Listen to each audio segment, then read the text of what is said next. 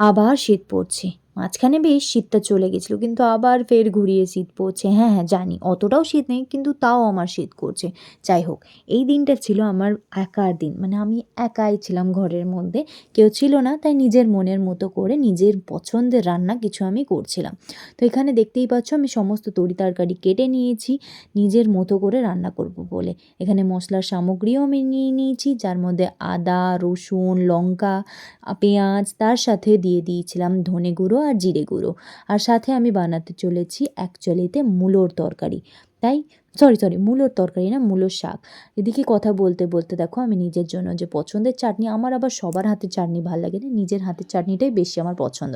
এখানে মূলো শাক অলরেডি আমার চাটনি হয়ে গেছে। তারপরে রাতের বেলায় অরিজিৎ নিয়ে এসেছিলো লিট্টি, মাঝখানে ডিউটি করতে করতে ভুলে গেছিলাম ভিডিও করতে। যাই হোক, আসলে পরের দিন থেকে আবার ভিডিওটা শুরু করলাম। সেই দিন আর কিছুই করা হয়নি কারণ আমি ডিউটি করতে করতে রান্না করছিলাম।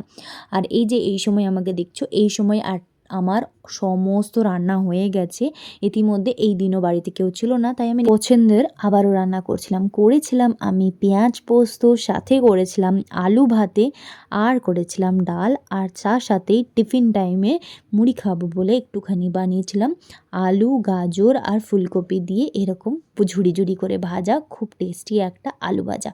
এই হলো আমার তরকারি, সমস্ত কিছু। আর এখানে আমি একটু পেঁয়াজ কেটে রেখেছিলাম কারণ মনে মনে একটু আশা ছিল যদি মাছ মাসি আসে তাহলে মাছ কিনবো।